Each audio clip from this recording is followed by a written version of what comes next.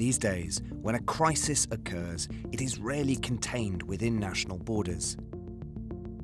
The refugee crisis, the financial crisis, food-related deaths, or even volcanic ash clouds all have far-reaching effects throughout the continent. These are transboundary crises, and they represent a new normal. But what kind of capacity does the EU have to manage these crises effectively? How coordinated is the response in each case, and how can it be improved? How have political leaders fared in the managing of these crises?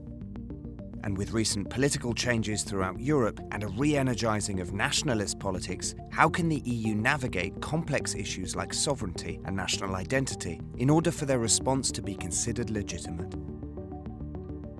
TransCrisis is a 3-year EU-funded research program designed to answer these questions and also to make policy recommendations to improve effective and legitimate crisis management across the continent. Such a project comes at a critical time.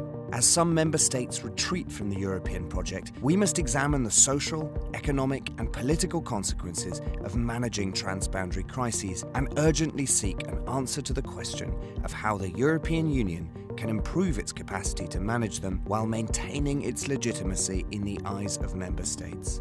It is a challenge that relates to the future direction of the European Union itself.